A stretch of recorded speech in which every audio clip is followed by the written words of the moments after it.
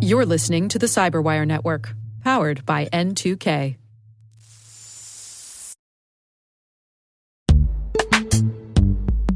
This episode is brought to you by Palo Alto Networks, the leader in cybersecurity. As AI-driven attacks increase, organizations can't afford to have network security that's stuck in the past.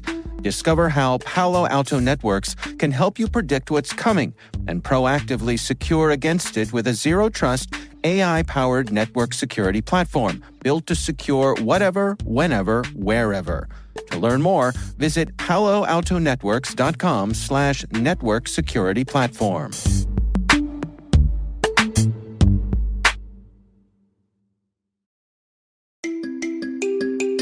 Hi, my name is Morgan Adamski, and I'm the director of the National Security Agency's Cybersecurity Collaboration Center.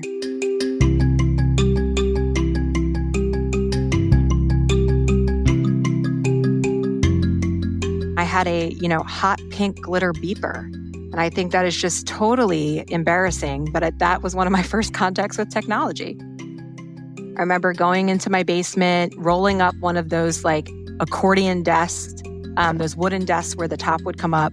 I would log on, there would be a dial-up, so you had the and then log on to your AI messenger, and you'd just be so excited on who would pop on so you could talk to them.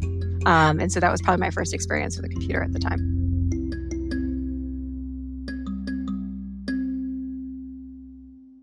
So when I was growing up, I was in highly competitive sports programs where I was training from early in the morning to late at night.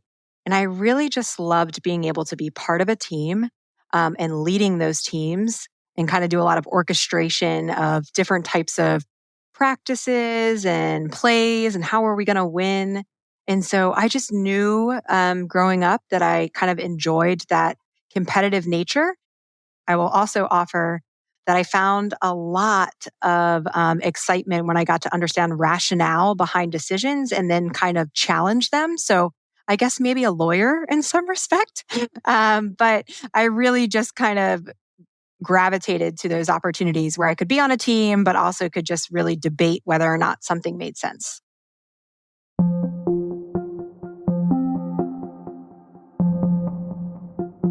In high school was right about the time that 9/11 occurred. And I became fascinated with understanding who was behind it, why it happened, and how we could stop it in the future. So I naturally gravitated to pursuing a degree in national security. Now at UNC Chapel Hill, they have a program in peace, war, and defense. It's called PWAD. It's not a well-known program, but it actually is all focused on just war theory, understanding war strategy, understanding how to essentially get ahead of your opponents and have a competitive advantage. And so I studied that through college and then went straight on to get my master's in strategic intelligence with a focus on national security. So I have been in the national security business ever since high school, I'd like to say.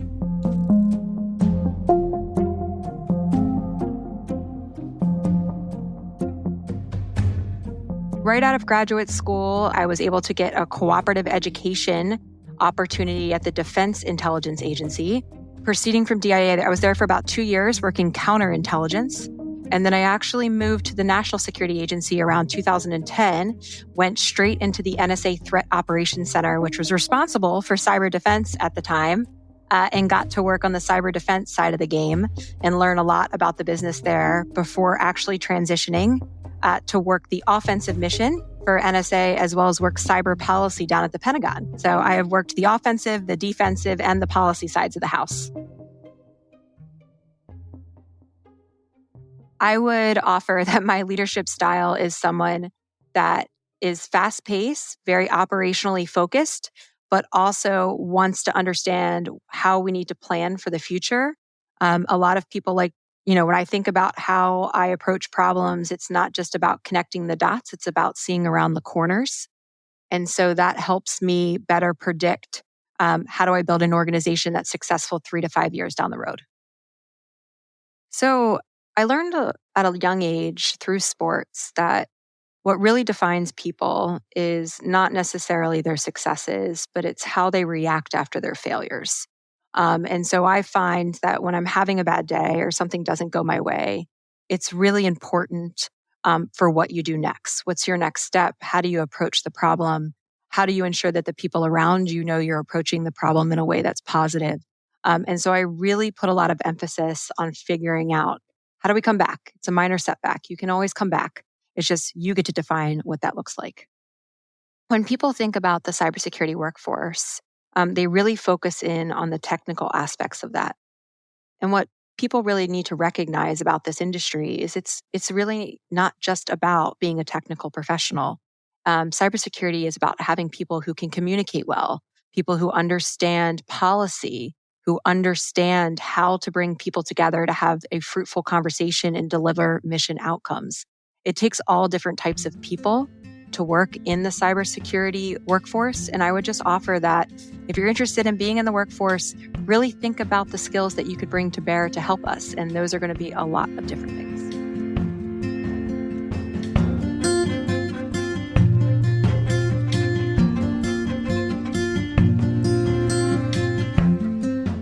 We need strong people on both sides of the fence.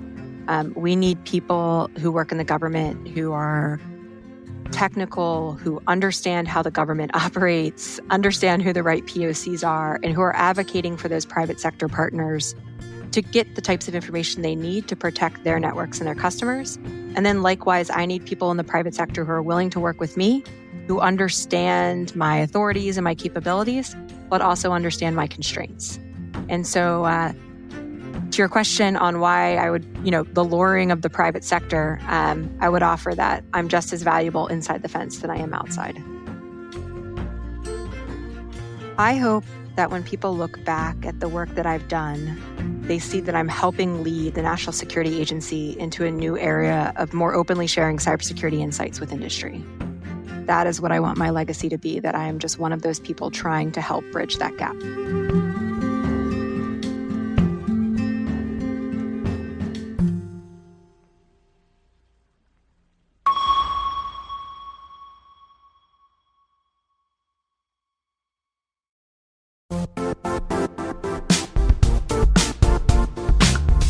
Now, a word from our sponsor, the Johns Hopkins University Information Security Institute, currently seeking qualified applicants for its innovative Master of Science in Security Informatics degree program. Study alongside world-class interdisciplinary experts and gain unparalleled educational, research, and professional experience in information security and assurance. Interested U.S. citizens should consider the National Science Foundation's CyberCore Scholarship for Service program, which covers tuition and a $6,000 annual professional development allowance, as well as providing a $37,000 additional annual stipend. Apply for the scholarship and the fall semester by March 1st. Learn more at cs.jhu.edu/MSSI.